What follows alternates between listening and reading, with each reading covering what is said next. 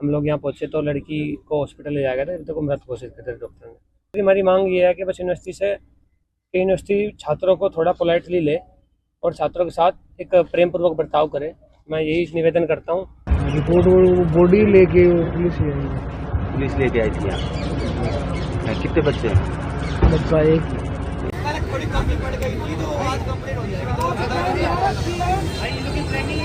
जांच में प्रथम दृष्टया यह तथ्य प्रकाश में आया है कि युवक द्वारा व्यक्तिगत कारणों से आत्महत्या की गई है, जिसकी पुष्टि उसके परिजनों द्वारा भी की गई है। आज की ये रिपोर्ट वरिष्ठ लेखक, संपादक और सामाजिक कार्यकर्ता जॉन दयाल के प्रकाशित लेख caste, poverty and unseen weight crushing young lifes के दिए नए गए तथ्यों, एनसीआरबी डेटा और शिक्षा संस्थानों से जुड़े मामलों के आधार पर तैयार की गई है। दोस्तों, देश में जब किसी छात्र की आत्महत्या होती है तो खबरों में कुछ तयशुदा वजहें दिखाई जाती हैं, जैसे पढ़ाई का तनाव, डिप्रेशन, फैमिली प्रॉब्लम्स, एग्ज़ाम का प्रेशर। लेकिन क्या ये सच इतना ही है, या फिर देश के बड़े शिक्षा संस्थानों में एक ऐसा अदृश्य बोझ मौजूद है जिसके बारे में खुलकर बात करने से सिस्टम डरता है? आज की रिपोर्ट में हम बात होगी जाति, गरीबी, सामाजिक अपमान की और उन दबावों की जो हज़ारों छात्रों की ज़िंदगी ख़त्म करने तक धकेल देता है। नमस्कार, मेरा नाम हैदराबाद नकवी है और आप लोग मुझको इस वक्त दा स्वतंत्र पर देख रहे हैं। साल था 2016। हैदराबाद यूनिवर्सिटी के 26 साल के दलित रिसर्च स्कॉलर रोहित वेमुला की आत्महत्या ने पूरे देश को झकझोर दिया था। थोड़ी कमी पड़ गई थी तो आज कंप्लीट हो जाएगा।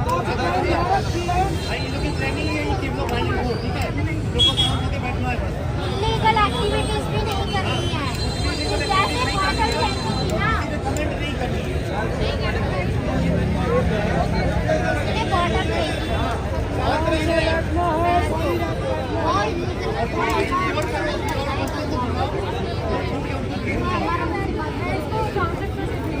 17 जनवरी 2016 को हुई उस मौत के बाद देश भर में प्रदर्शन हुए। तत्कालीन मानव संसाधन मंत्री स्मृति ईरानी के इस्तीफे की मांग तक उठी, लेकिन सवाल आज भी वही खड़ा है। क्या देश के विश्वविद्यालय सच में बराबरी वाले संस्थान हैं? मई 2026 में एनसीआरबी यानी नेशनल क्राइम्स रिकॉर्ड ब्यूरो ने अपनी रिपोर्ट जारी की। रिपोर्ट के मुताबिक सिर्फ 2024 में भारत में 14,488 छात्रों ने आत्महत्या की। ये 2023 के मुकाबले 4.3% ज़्यादा है और अब तक का सबसे बड़ा आंकड़ा। पूरे देश में कुल आत्महत्याओं में मामूली बढ़ोतरी हुई, लेकिन छात्रों की आत्महत्या के मामले में 8.5% तक पहुंच गई। 2015 से 2024 के बीच क्या क्या हुआ समझिए। 1,15,000 से ज़्यादा छात्र अपनी जान दे चुके हैं। ये सिर्फ आंकड़े नहीं, ये उन परिवारों की चीख है जिन्होंने अपने बच्चों के सपनों के लिए सब कुछ दांव पर लगा दिया था। प्रदेश में कितने टाइम से कर रहा था यहाँ तैयारी? 3 साल। और कौन कौन था? उनकी सिस्टर बड़ी, एक वो था। दोनों साथ रह रहे थे? कहाँ रह रहे थे? ये जलदारी नगर में प्राइवेट रूम लेके रह रहे थे। तो पढ़ाई कितने टाइम से कर रहा है? क्या तैयारी कर रहा था? नीट की। तो कौन सी कोचिंग में कोई तैयारी? गुरु कृपा में। तो किस तरह का पेपर रहा वो पहले उसका? पेपर इस बार टॉप रहा उनका। तो कितने क्या कुछ है वो उनके 650 प्लस थे। तो अब क्या क्या कारण है? डिप्रेशन हो रहा है? डिप्रेशन में तो सर वो पेपर लीक होने के बाद में हुआ है वो। तो अब क्या कुछ मांग है आपकी? कुछ क्या कहेंगे? रिपोर्ट वगैरह दी है पुलिस को? रिपोर्ट बॉडी लेके पुलिस लेके आई थी यहाँ। कितने बच्चे हैं? बच्चा एक। आप क्या करते हैं? मैं तो मजदूरी का काम करता हूँ। कितने साल से कर रहे हैं? या 3 साल। क्या नाम है? मेरा नाम तो राजेश कुमार। रिपोर्ट्स में महाराष्ट्र, उत्तर प्रदेश, मध्य प्रदेश और तमिलनाडु को सबसे ज़्यादा प्रभावित राज्यों में बताया गया। सिर्फ 2024 में पुरुष छात्रों की आत्महत्या 7,669 मामले और महिला छात्रों के 6,819 मामले दर्ज हुए। लेकिन सबसे बड़ा सवाल, आंकड़ों के पीछे छिपा क्या है? लेख में लेखक जॉन दयाल लेखक सुशांत सिंह की बात का जिक्र करते हैं। उन्होंने लिखा था, इन आंकड़ों में वो छात्र भी शामिल हैं जो जातीय उत्पीड़न, धार्मिक भेदभाव और यौन शोषण के कारण मारे गए हैं, लेकिन सबको सिर्फ स्टूडेंट सुसाइड कह दिया जाता है। यानी असली वजहें सिस्टम की फाइलों में गायब हो जाती हैं। सरकारी आंकड़े अक्सर मौतों को फैमिली प्रॉब्लम या बीमारी जैसे बड़े कैटेगरी में डाल देते हैं। रिपोर्ट में बताया गया है कि 33.5% मामलों को पारिवारिक समस्या और 17.9% मामलों को बीमारी से जोड़ दिया गया है, जबकि परीक्षा में असफलता सिर्फ 1.2% मामलों में वजह थी और बेरोजगारी महज 1.5%। यानी तस्वीर उससे कहीं ज़्यादा जटिल है जितनी टीवी डिबेट में दिखाई जाती है। रिपोर्ट कहती है कि जातीय उत्पीड़न, गरीबी, सामाजिक दबाव और बेरोजगारी मिलकर छात्रों पर घातक असर डाल रहे हैं। क्या हादसा है भैया? हाँ, मेरा नाम सौरभ पठान है। मैं LLB फर्स्ट ईयर का छात्र हूँ और यूनिवर्सिटी में आज सुबह मुझे हॉस्टल की छात्राओं ने मुझे बताया कि ऐसे ऐसे भैया हॉस्टल की एक लड़की हॉस्टल से गिर के एक्सपायर हो गई है। हम लोग यहाँ पहुँचे तो लड़की को हॉस्पिटल ले जाया गया था, अभी तक को मृत घोषित कर दिया डॉक्टर ने। अभी जैसे कि आप लोगों ने घटनास्थल पर गए हैं, आप लोगों को पर्याप्त जानकारी होगी और अभी मर्चरी सब जाएगा, पोस्टमार्टम रिपोर्ट के बाद ही सही पता चलेगा। परंतु दूसरी हमारी मांग ये है कि बस यूनिवर्सिटी छात्रों को थोड़ा पोलाइटली ले और छात्रों के साथ एक प्रेम पूर्वक बर्ताव करे। मैं यही निवेदन करता हूँ। ये घटनाएं हो जाती हैं, ये नहीं पता इसकी अभी उचित जानकारी नहीं आई है कि भाई ये कैसे हुई है, अभी कुछ नहीं बोल सकते इसमें। और जब तक PM रिपोर्ट नहीं आ सकती तब तक आप किसी के लिए कुछ भी कहना असंभव है। पर हमारा यूनिवर्सिटी प्रशासन से और यहाँ के स्थानीय प्रशासन से निवेदन है कि यूनिवर्सिटी में कानून का माहौल होना चाहिए। यूनिवर्सिटी के अंदर जो भी बच्चे भय में रहते हैं, जो भी अपने फैमिली से पुअर हैं, परेशान हैं, फाइनेंशियली स्ट्रॉन्ग नहीं है, यूनिवर्सिटी उनको सपोर्ट करना चाहिए। यूनिवर्सिटी को उनसे बात करना चाहिए। हम ये नहीं कह रहे कि यूनिवर्सिटी उन्हें फाइनेंशियली पैसे दे उनको या उनकी जेब गड्ढियों से भरे, पर हम उनको कर सकते हैं तो यूनिवर्सिटी महीने में एक बार ऐसी कॉन्फ्रेंस करे जिससे बच्चों के मन की बात कर सकें। कुछ विश्वविद्यालय ऐसे बच्चे छोड़े जाएँ, अपने कुछ ऐसे लोग अपने मैनेजमेंट के विश्वविद्यालय को दे जाएँ कि वो बच्चों से उनकी मेंटल हेल्थ के बारे में जानकारी ले सकें। पूर्व में भी ऐसी घटना है, बच्चों ने यूनिवर्सिटी में सुसाइड करा है। हम ये नहीं कह रहे कि सुसाइड हुआ है, ये दुर्घटना है, परंतु हमारा यूनिवर्सिटी से एक निवेदन है कि यूनिवर्सिटी में एक ऐसा माहौल क्रिएट करें कि यूनिवर्सिटी में टीचरों और बच्चों के बीच एक मित्रतापूर्वक व्यवहार हो, ये नहीं कि दुश्मनी वाला। इनके साथ वारदात हुई है, वारदात 2 दिन पहले ही अभी जो हादसा घटित हुआ है वो 2 दिन पहले ही घर से आई थी, ये क्या सही बात है? इस बारे में जानकारी नहीं है। यूनिवर्सिटी प्रशासन ने बताया कि कल ही उसके पेरेंट्स छोड़ के गए, उनके फैमिली में से कोई एक्सपायर हो गया था। पर हम यूनिवर्सिटी से यही बोल रहे हैं कि अगर आप लोग बच्चों से बात नहीं कर सकते, उनके स्ट्रेस को दूर नहीं कर सकते, तो आपकी यूनिवर्सिटी का या ग्रेजुएशन का पोस्ट ग्रेजुएशन का कोई फायदा नहीं। आप यूनिवर्सिटी से बात करो, बच्चों से बात करो, बच्चों की फाइनेंशियल कंडीशन को समझो, उनको टाइम दो और सबसे पोलाइटली इसमें यूनिवर्सिटी के अंदर एक तनावपूर्ण भय से मुक्त माहौल होना चाहिए। 2020 के बाद छात्र आत्महत्याओं में 15.7% की बढ़ोतरी हुई है। 2015 के मुकाबले ये वृद्धि 62.2% तक पहुंच गई है। 2022 में ये आंकड़ा 13,044 था, 2023 में 13,892 हुआ और अब 2024 में 14,488। देश के दक्षिण और मध्य राज्यों में हालत ज़्यादा गंभीर बताए गए। कोटा जैसे कोचिंग हब का भी जिक्र किया गया, जहां इंजीनियरिंग और मेडिकल प्रवेश परीक्षाओं की तैयारी करने वाले छात्र भारी मानसिक दबाव झेल रहे हैं। लेकिन समस्या सिर्फ कोटा तक सीमित नहीं है, ये सरकारी स्कूल से लेकर देश के सबसे प्रतिष्ठित IIT और मेडिकल कॉलेज तक फैली हुई है। जी हाँ, रिपोर्ट साफ कहती है कि दलित और आदिवासी छात्रों को संस्थानों में भेदभाव, अलगाव और अपमान का सामना करना पड़ता है। देखिए, निश्चित तौर पर वो मेरे पास परामर्श के लिए आई थी, लेकिन हमारा जो कोड ऑफ कंडक्ट है उसमें किसी भी व्यक्ति विशेष पेशेंट के बारे में जानकारी देना, उनके क्लिनिकल रिकॉर्ड डिस्कस करना, ये कहीं ना कहीं एथिकल कंडक्ट में नहीं आता। तो मैं उनसे उनके बारे में, उनकी फाइन डिटेल्स के बारे में प्रोफेशनली कुछ भी कहने में सक्षम नहीं हूँ। देखिए, मैं ओवरऑल उनको हटा करके आत्महत्या के विषय में अगर मैं बात करूं तो ये बहुत ही जटिल निर्णय होता है और इसमें केवल कोई भी एक कारण कहीं से कहीं तक उत्तरदायी नहीं होता। ये मल्टीफैक्टोरियल इशू है। ऐसा रिसर्च हमारे बताते हैं कि इसमें जैविक कारण भी होते हैं, मानसिक रोगों की भूमिका भी हो सकती है, आर्थिक कारण, सामाजिक कारण और सबसे इंपॉर्टेंट हमारा पर्सनालिटी ट्रेट कैसा है, हम क्या डिसीजन लेते हैं। बहुत सारे जो शोध हुए हैं उनमें यह पता चलता है कि भारत जैसे देश में लगभग 50% जो आत्महत्याएं होती हैं आकर्ष वो मानसिक रोगों की वजह से होती हैं और 50% जो केसेस हैं वो सामाजिक आर्थिक पहलुओं की वजह से काफी ज्यादा कारण अपने को देखने को मिलता है। तो कोई भी एक कारण को आत्महत्या से जोड़ना मुझे लगता है कि ये थोड़ा सा गैर वैज्ञानिक हो सकता है। देखिए, अगेन मैं इसको बहुत न्यूट्रल रखना चाहता हूं। निश्चित तौर पर किसी भी प्रकार का सब्सटेंस अब्यूज सेल्फ हार्म के रिस्क को बढ़ाता है क्योंकि उससे इंपल्सिविटी बढ़ती है।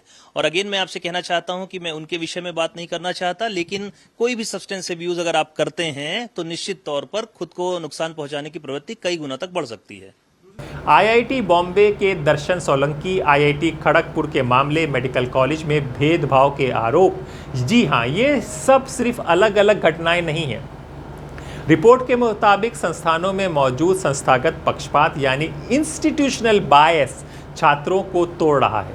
हॉस्टल में अलग व्यवहार, फैकल्टी का रवैया, पीयर ग्रुप में बहिष्कार और लगातार कमतर महसूस कराया जाना छात्रों को मानसिक रूप से ख़त्म कर देता है। और सबसे ज़्यादा प्रभावित वो छात्र होते हैं जो आर्थिक रूप से कमज़ोर परिवारों से आते हैं और परिवार में पहली बार उच्च शिक्षा तक पहुँचे होते हैं।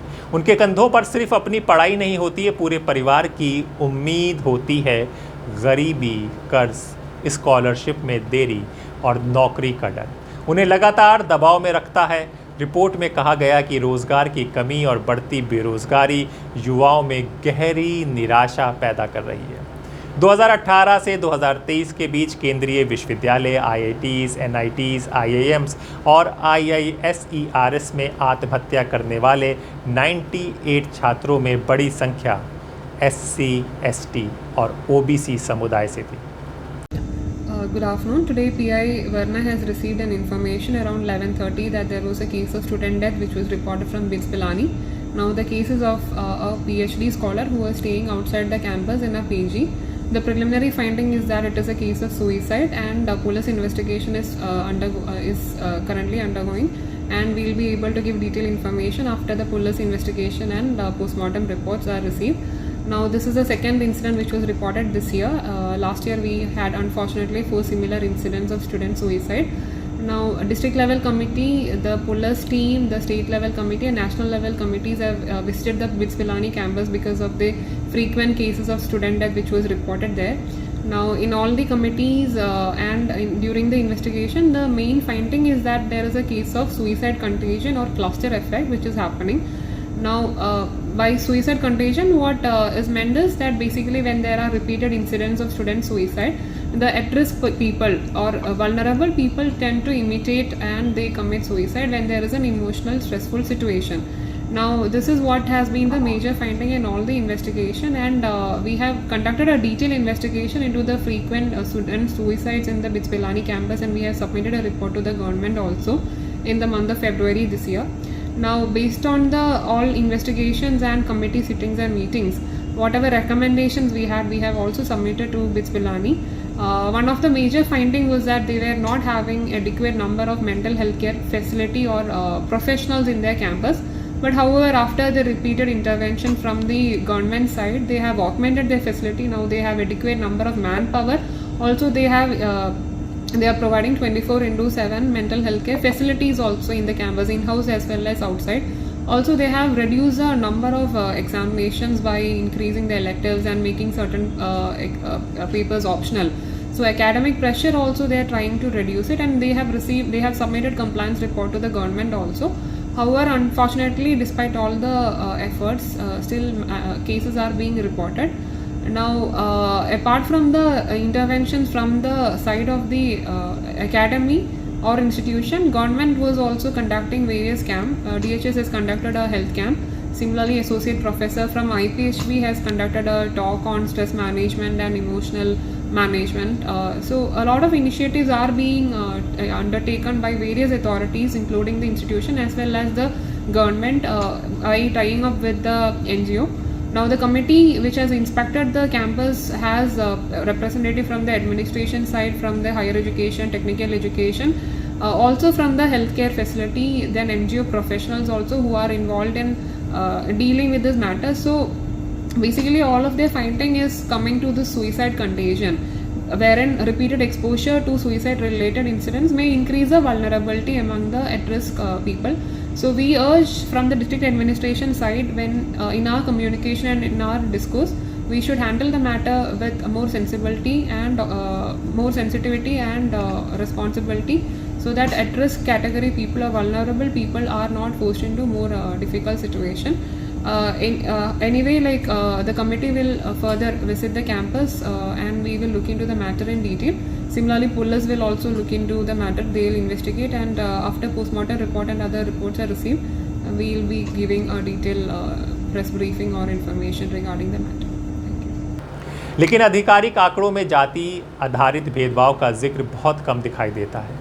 यूजीसी के आंकड़े के मुताबिक 2019 से 2024 के बीच इक्वल अपॉर्चुनिटी सेल्स में SC/ST से जुड़े भेदभावों की शिकायतों में 118.4% की बढ़ोतरी हुई। इसके बावजूद सिर्फ 65% संस्थानों में ही यही तरीके से शिकायत निवारण व्यवस्था काम कर रही है। 2025-2026 में सुप्रीम कोर्ट ने यूजीसी को निर्देश दिए कि उच्च शिक्षा संस्थानों में भेदभाव रोकने के लिए मजबूत सिस्टम बनाए जाए। कोर्ट ने कहा कि हर संस्था में इक्वल अपॉर्चुनिटी सेल हो, स्टूडेंट प्रतिनिधित्व हो, जातीय संवेदनशील ऑडिट हो और दोषियों पर कार्रवाई हो। जुलाई 2025 में सुप्रीम कोर्ट ने 15 राष्ट्रीय दिशा निर्देश जारी किए, जिसमें कहा गया कि 100 से ज़्यादा छात्रों वाले हर संस्थान में परीक्षित काउंसलर या साइकोलॉजिस्ट होना चाहिए। लेकिन दोस्तों, ज़मीनी हकीकत अभी भी ख़राब है। देश के 73% संस्थानों में अब भी फुल टाइम मानसिक स्वास्थ्य सेवाएं नहीं हैं। कई जगह एक काउंसलर 5000 छात्रों के लिए है। रिपोर्ट में ये भी कहा गया है कि आर्थिक संकट सबसे बड़े कारणों में से एक बन चुका है। दिनांक 14 मई 2026 को थाना कोतवाली सदर क्षेत्र के मोहल्ला गंगोत्री नगर में एक युवक द्वारा की गई आत्महत्या के संबंध में उप जिलाधिकारी सदर के साथ संयुक्त रूप से प्राथमिक जांच की गई। जांच में प्रथम दृष्टया यह तथ्य प्रकाश में आया है कि युवक द्वारा व्यक्तिगत कारणों से आत्महत्या की गई है, जिसकी पुष्टि उसके परिजनों द्वारा भी की गई है। प्रकरण का संबंध प्रथम दृष्टया किसी भी प्रतियोगी परीक्षा से पाया नहीं गया है। घटना के संबंध में अन्य पहलुओं पर गहनता से जांच एवं छानबीन की जा रही है। प्रशासन इस दुखद घटना में परिजनों के साथ है। अपील है कि इस संबंध में कोई भी भ्रामक सूचना न फैलाई जाए। SC, ST, OBC और EWS छात्रों की स्कॉलरशिप में देरी होने मानसिक तनाव में धकेल रही है। और सबसे बड़ा सवाल, अगर देश के सबसे बड़े विश्वविद्यालय में भी छात्रों को सम्मान और सुरक्षा नहीं दे पा रहा है, तो फिर शिक्षा का मतलब क्या रह जाता है? क्योंकि शिक्षा सिर्फ डिग्री देने का नाम नहीं है, शिक्षा बराबरी का भरोसा देने का नाम है। अगर संस्थान ही छात्रों का ये महसूस करा दे कि वो कमतर है, तो आत्महत्या सिर्फ व्यक्तिगत फैसला नहीं रह जाती है, वो सिस्टम का सवाल बन जाती है। और शायद इसीलिए रोहित वेमुला का नाम आज भी ज़िंदा है, क्योंकि उसकी मौत के बाद भी देश के हज़ारों छात्र वही लड़ाई लड़ रहे हैं। हमें पता है कि इस तरह का वीडियो बहुत कम देखा जाता है, इसके व्यूवर्स बहुत कम होते हैं, लेकिन जो सच है वो बताना द स्वतंत्र का काम है। हम बताते रहेंगे। अगर एक आदमी भी ये वीडियो देख रहा है तो वो दूसरे को शेयर करे, शायद सही जानकारी मिल सके और हम एक बच्चे की जान बचा सकें। तो अपने दोस्त हैदराबाद नकवी को इजाज़त दीजिए, फिर होगी मुलाकात ऐसी ही ज़मीनी रिपोर्ट के साथ। तब तक के लिए नमस्कार।